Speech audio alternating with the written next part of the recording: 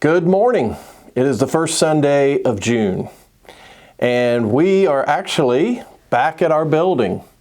If you're watching this, more than likely you're not with us, and we understand. We know some people are still not comfortable getting out, and we want people to feel comfortable as we move into this first stage for our church as well. We've tried to stay connected during this time of isolation, and we've tried to connect with people, whether it be through phone calls or text or our online worship experience that you're having now, and certainly the things that we do on our social media as well.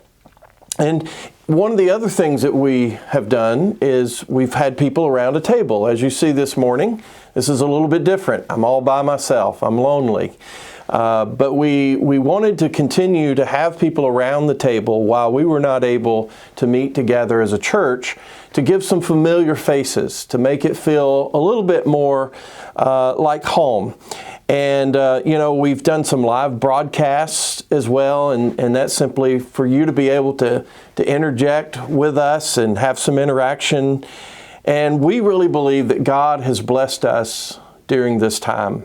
I know Payton and I both have talked about people who've reached out to us, who've wanted prayers because of the online presence that we've had, and they've wanted some spiritual direction. And it's people not just in this church, but people in our community, and people even from other states.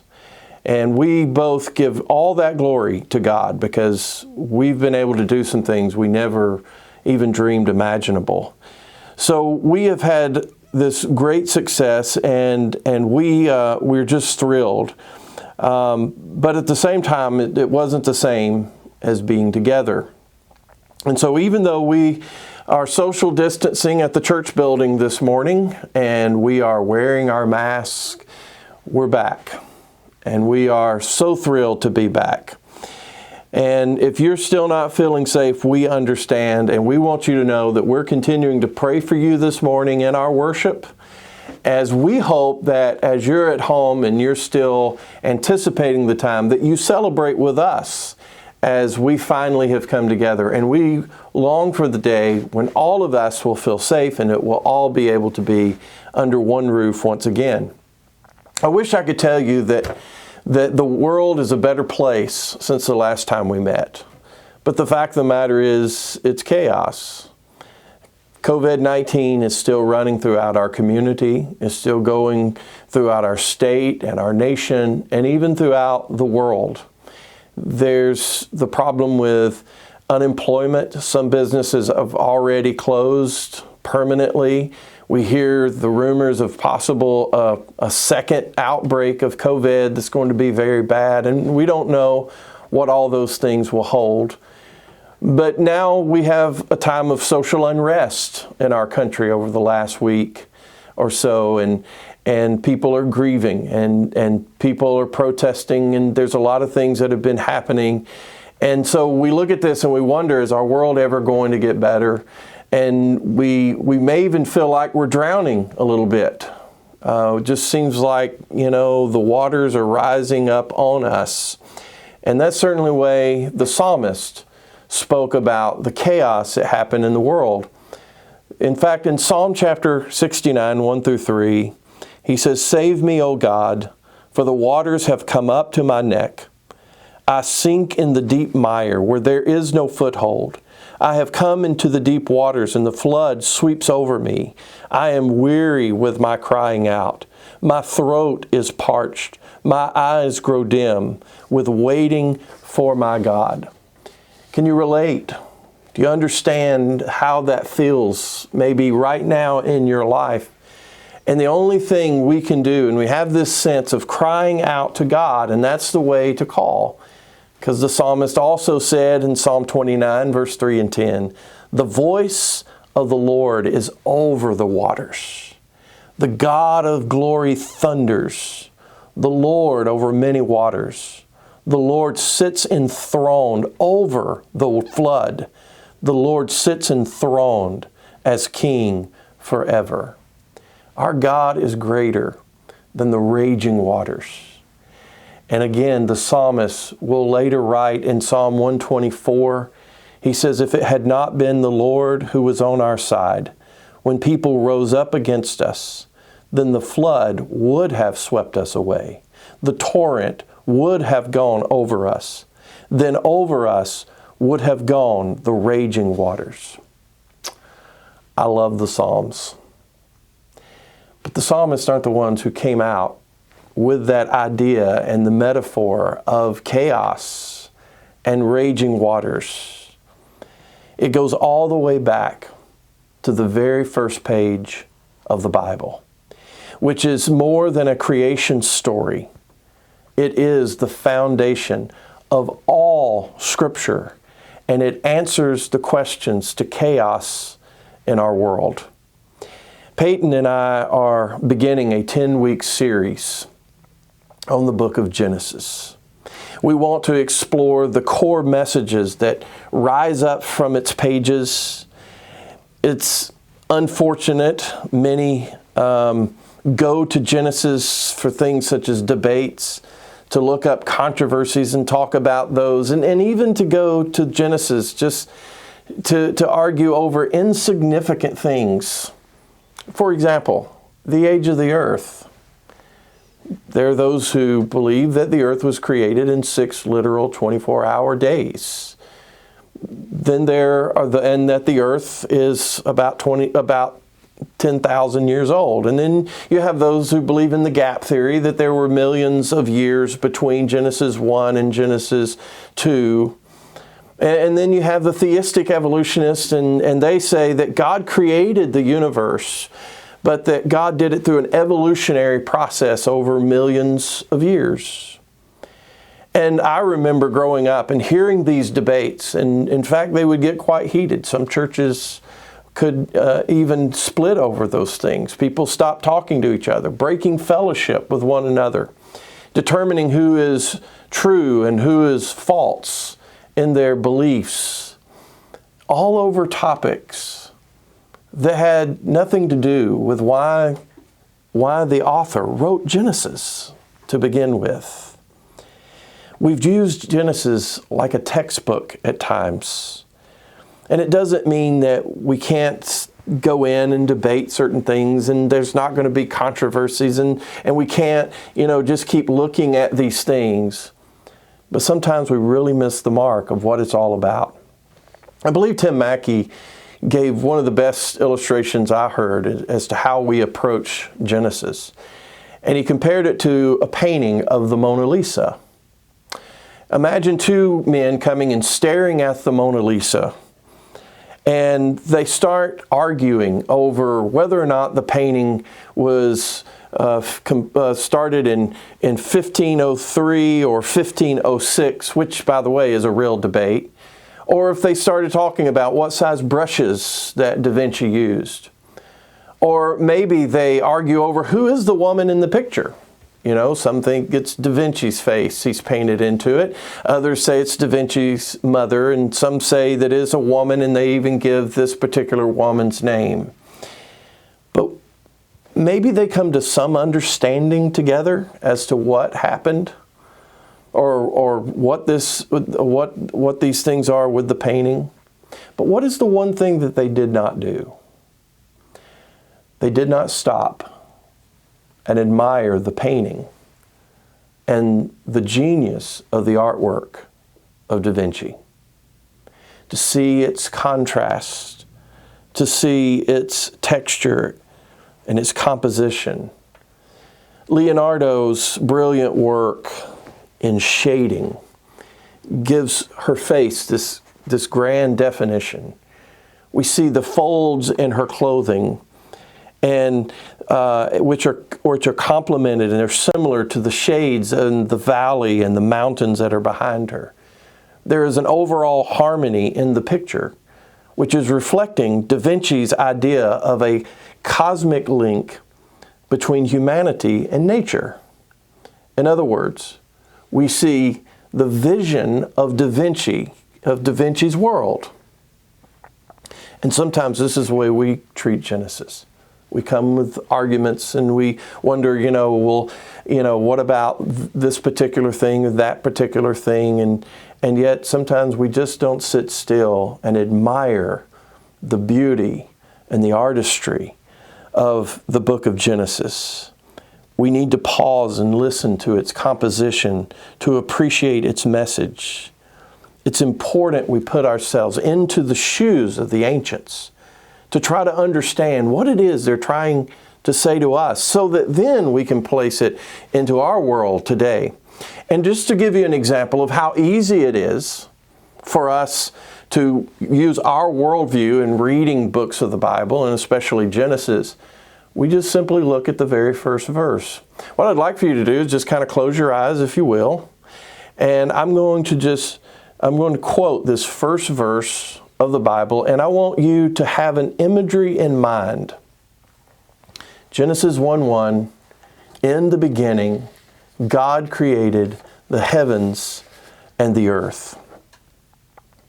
Now, what did you envision? How many of you pictured the earth and the universe?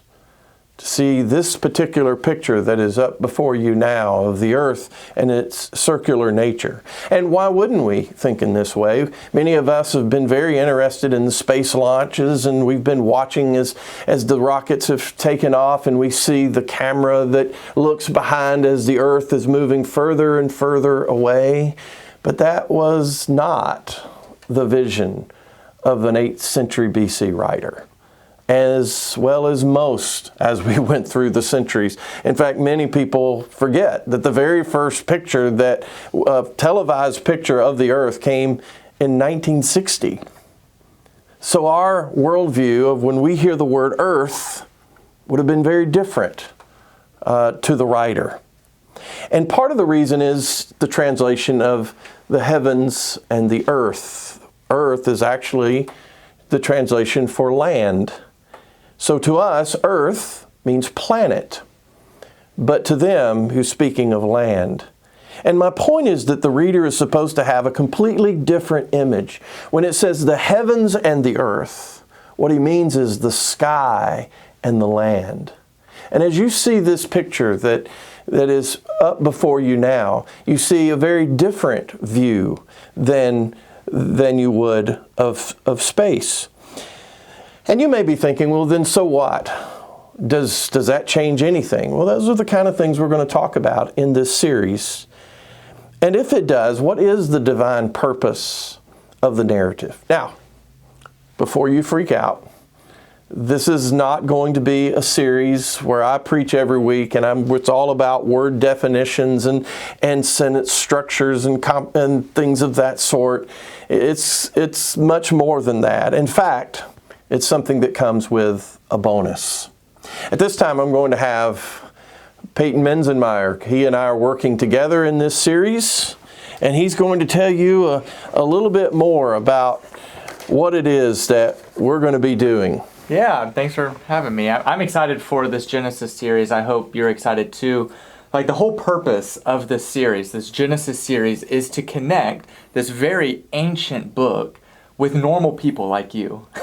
Like people who are curious about the Bible, who want to have a handle on what the book of Genesis is about, but don't want to spend the next 5 years learning Hebrew, who don't want to spend time reading through thousands of pages of details and material so that they can grasp what this book is about.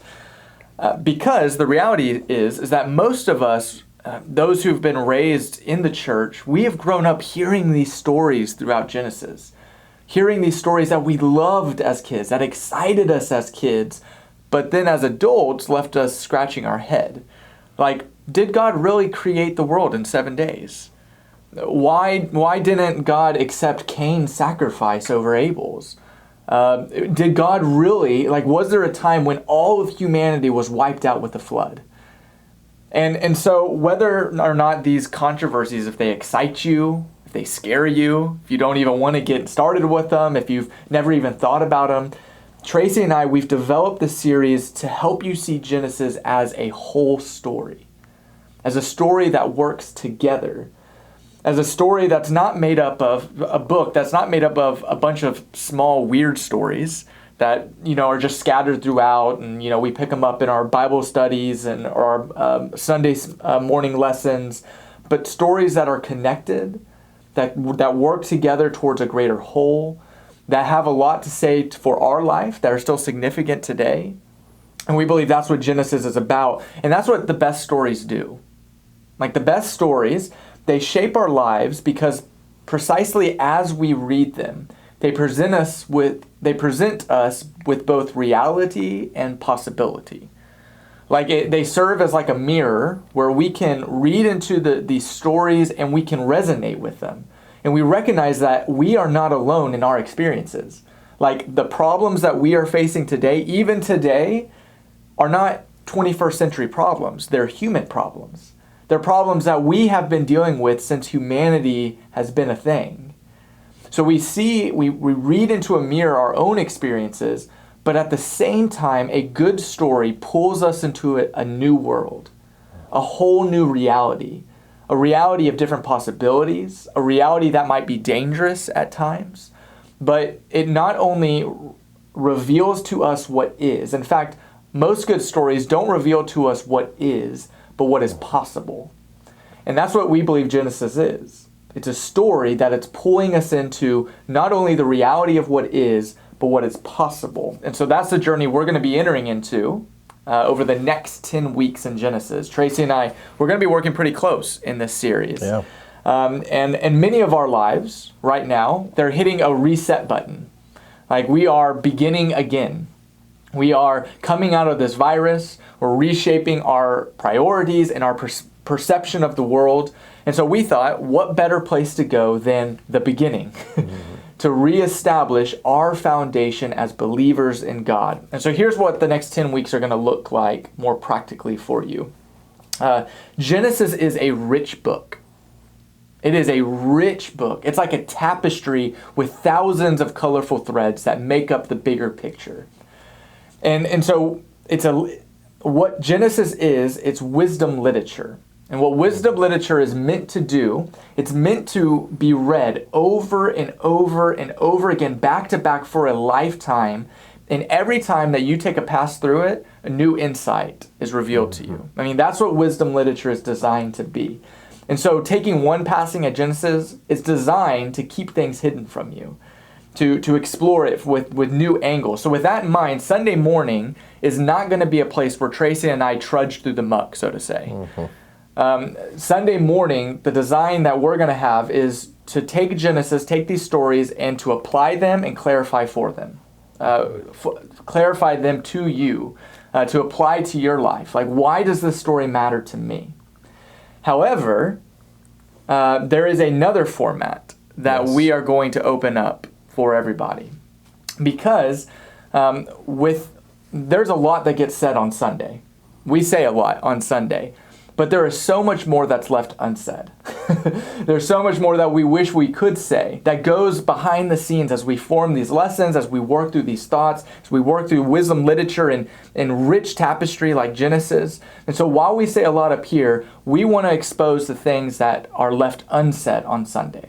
The details, the depth, the extraordinary things that make this book so exciting to us as your ministers. And so this is rich material, and we're going to open it up to you. And so what Tracy and I are going to do is, as we form these lessons, we're going to sit down with a microphone between us, and we're going to talk through each lesson. And then we're going to make those available to you, those discussions that we have. So all you nerds out there, or all you people who want to go in more depth of what Genesis is about, you can listen to those conversations that we have in addition to our Sunday morning lesson. And so to access that content, we're going to be reusing a blog site Tracy has called The Bible Peel. So it's going to be a podcast format, and so you will be able to listen to those conversations we have. So anywhere you find podcasts, just look up the Bible Peel, and you'll find our podcast there, or go to thebiblepeel.com, and you'll be able to access those conversations there. But it's just going to be more in-depth discussion. So yep, that's right. So Genesis, it just makes these amazing statements about the world that we live in, about who we are and who God is. And much of our misunderstanding and even our false belief systems at times comes from misunderstanding this book. because we look at the chaos in the world and we ask such questions as, what's wrong with people? What's the solution? And Genesis helps us to answer those questions, and many others as well. Jesus, in his teachings, he spoke of Adam and Eve, and he spoke of Noah and Abel. And to understand what Jesus is saying in those teachings, we need to know who he's referring to. In John's Gospel begins by telling us about Jesus, that he is the Word, that he created all things. That's Genesis. And we know that Paul says that Jesus is the new Adam. How do we know who is the new Adam if we don't understand the old one? And so the last book of the Bible is almost a mirror of the very first couple of books of the Bible. The very last 2 chapters speaks of a new heaven and new earth. It speaks of this garden-like scene that is greater and grander than even the other. And for us to really understand it, which is our hope today, is this new creation that will emerge, is to understand the first one.